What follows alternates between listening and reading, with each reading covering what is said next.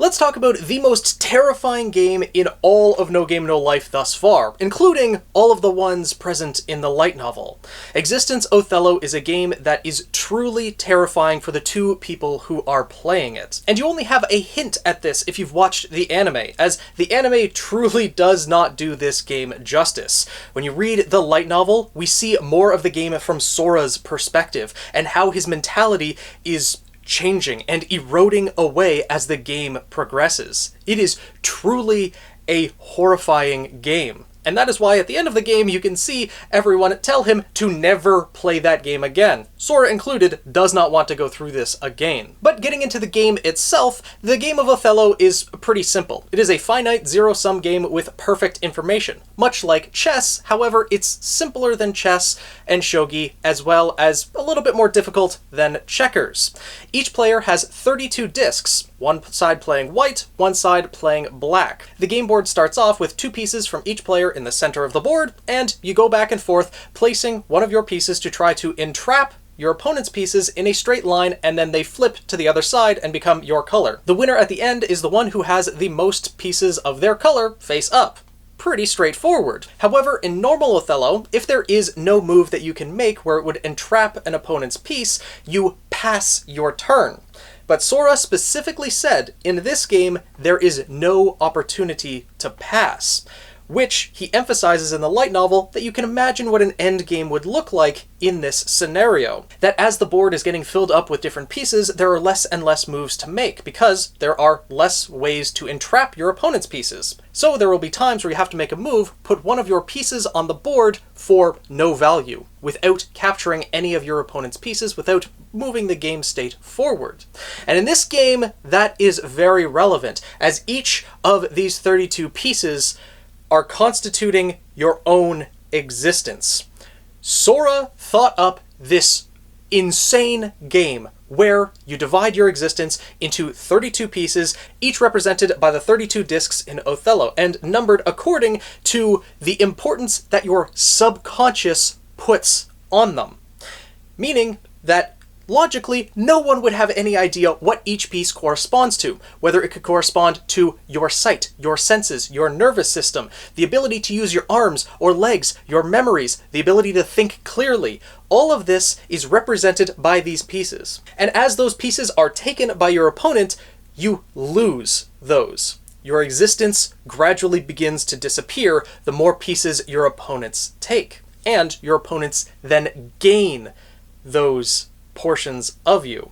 Now, really, it's not like they're going to be able to control your arms or control your body or anything like that, but they now have ownership over your existence and your memories, which is the important part. As your memories get stolen, the opponent takes those memories and can see into them, starts learning more about them, which is Sora's goal, or at least one of his goals throughout this game. Though this is something that Kurumi cannot grasp at the beginning of it. She doesn't understand why Sora would create a game like this, and she believes that there has to be some trick built in it. This game is just too insane.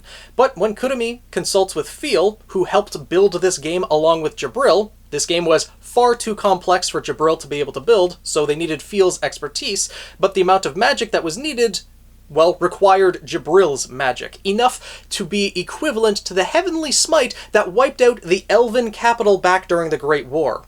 This game and the rules that were built into it are so complex that it needed such an insane amount of magical power to pull off, and because of that, neither Phil nor Jabril could build any tricks into this game.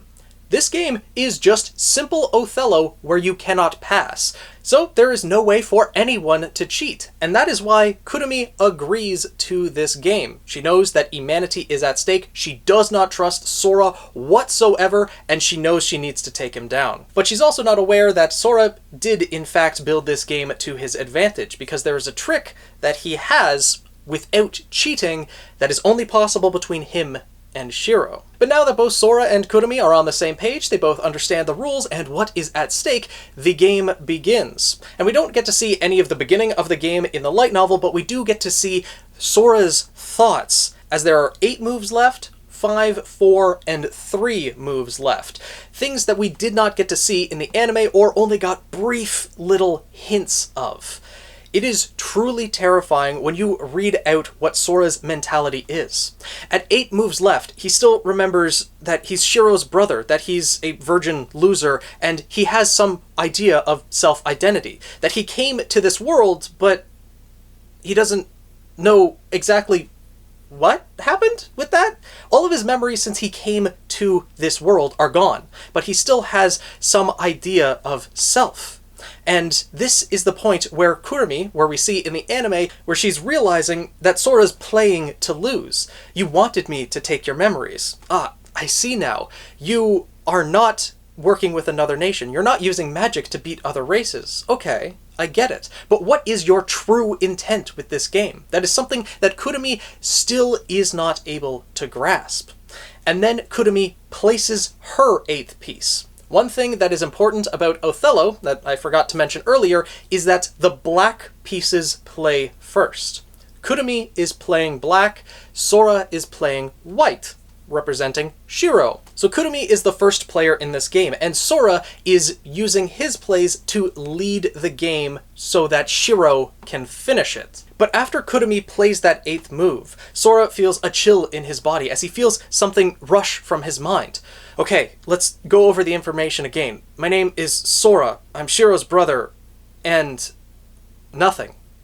And at that realization that he no longer really knows who he is or what his identity is, the fear begins to take hold. His teeth start to chatter, and his legs begin to shake uncontrollably. This fear is seeping into his very being. And he starts thinking to himself that what the hell is going on? This thought keeps appearing in his head that this is okay, this is expected, this was planned. And he's starting to argue with his own thoughts, saying that that's ridiculous. Who would ever agree to a game like this with such terrifying fear? But then he hears a voice call out to him, a person that he cannot see. But that voice says, "Brother, I'm here for you." And that allows him to calm down a little bit. He clenches his jaw to keep his teeth from chattering, and he goes to play his next move by bending down and picking up the next piece with his mouth. At 8 moves left, before Kurumi places her next piece, Sora's memories from coming to this world are gone. His ability to use his arms is gone. He cannot see. His vision has already been sacrificed. The fear that he is experiencing as Kurumi plays that next move, the last semblance of his identity, other than being Shiro's brother, is gone. His memories disappear. And this is the point when Kurumi clutches her head and is wondering what the hell Sora is. Who are you? What are these memories? As she just took pretty much all of Sora's memories from before coming to this world.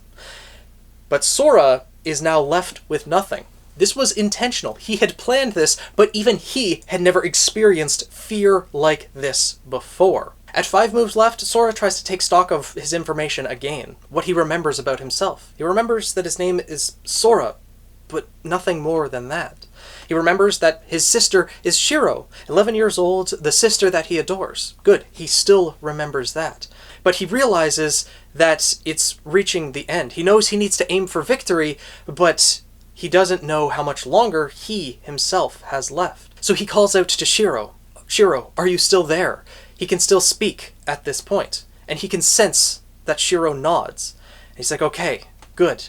So he's able to still continue. I think it's about time for you to take over. He realizes at this point in the game that it's time to entrust everything to Shiro.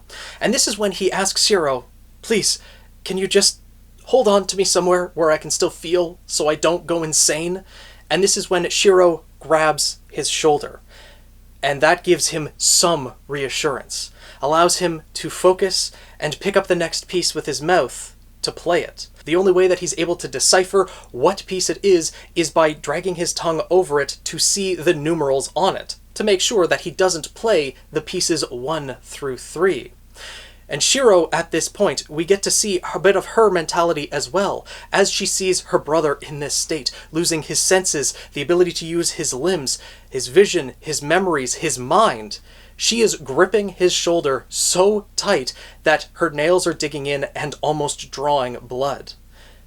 But even then, Sora is finding this very comforting, that it is some notion of reassurance, some notion of feeling. When it gets to 4 moves left, he has no memory left anymore. He has no idea who he is. He can hear voices, but he can't respond to them, and he has no idea who they belong to. But what he does remember is that victory is assured, that he knows they will win, that something doesn't lose. But who doesn't lose? He no longer remembers blank at this point in time. He is starting to lose memories of even his sister. But he feels a pressure on his shoulder, and that is allowing him to keep going. And then at 3 moves left, this is where we see in the anime that Sora's entire being disappears.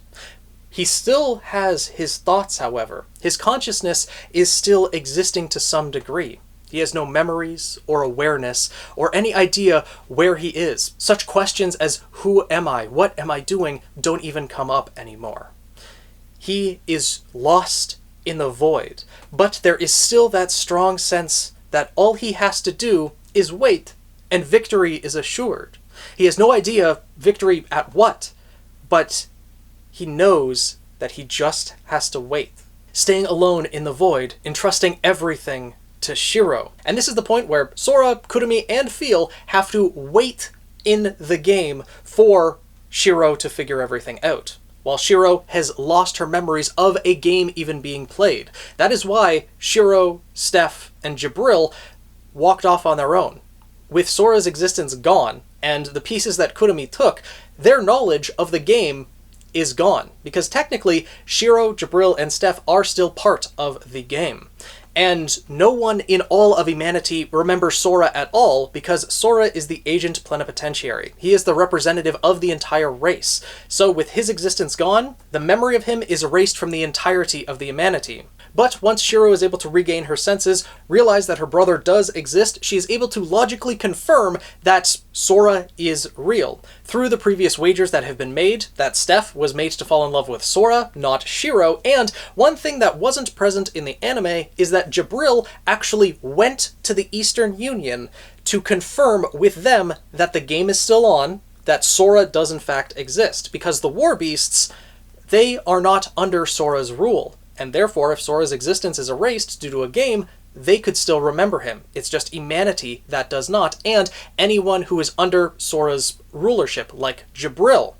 But the War Beasts do, and that confirms it. And when Jabril comes back, that's when Shiro realizes that Sora would not leave her alone, that he is somewhere in this room, that a game is still being played. And when Steph trips over the 3 Othello pieces, that is when Shiro puts everything together. The game is still going on. Those pieces, labeled 1, 2, and 3, constitute Sora's existence, with the 3 pieces being left, number 3 being the way to win this game.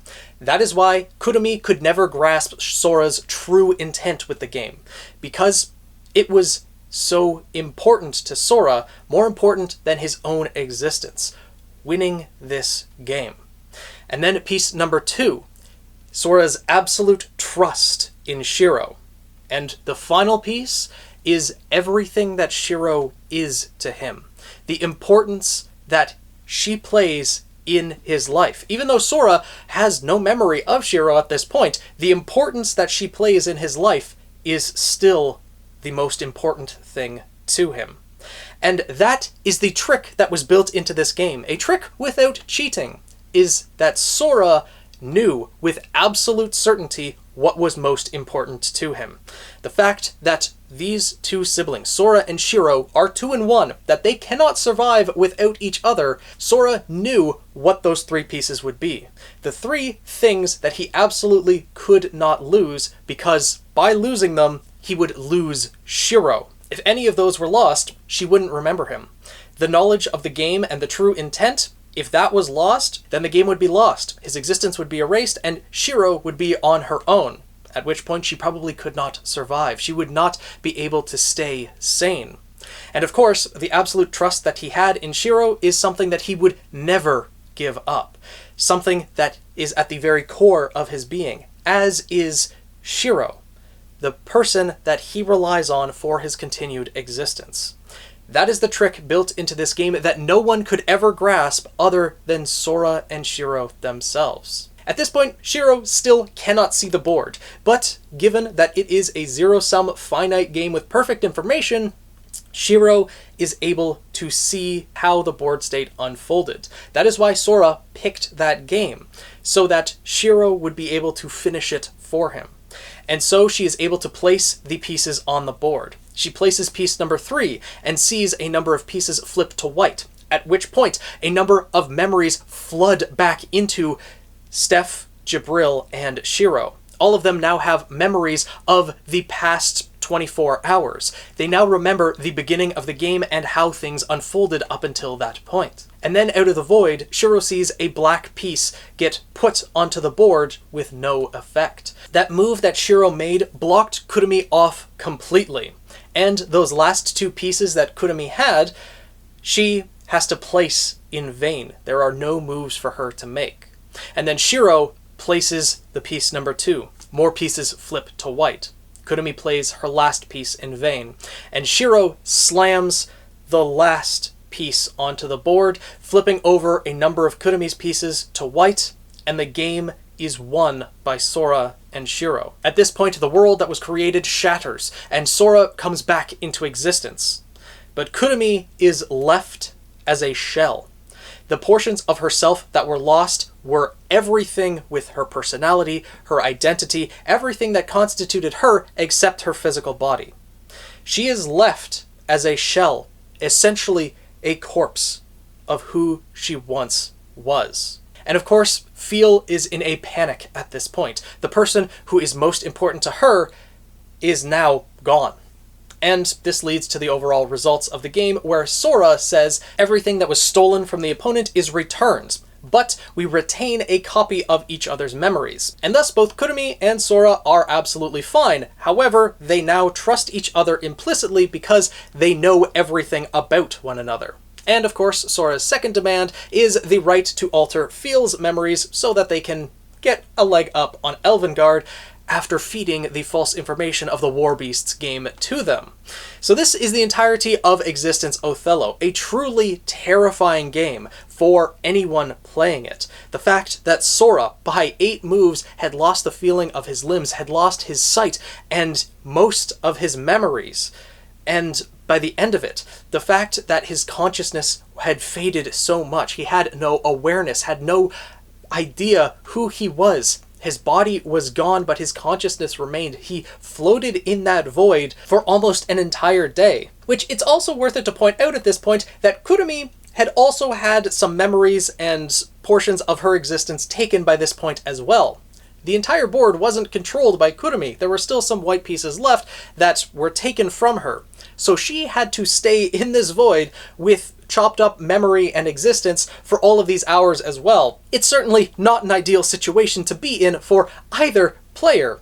But in the end, things worked out, and Sora and Shiro, as well as Kurumi and Feel, vowed to never play a game this terrifying again. This is something that is truly not conveyed by the anime, and I highly recommend you pick up the light novel to grasp the full extent of this game and the games to follow.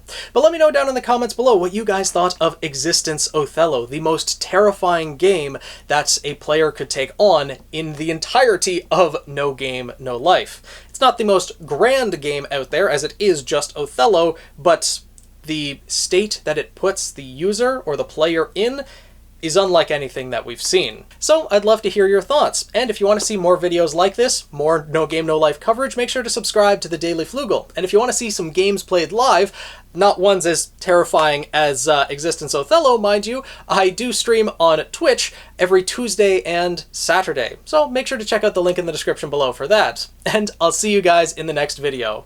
Ashente.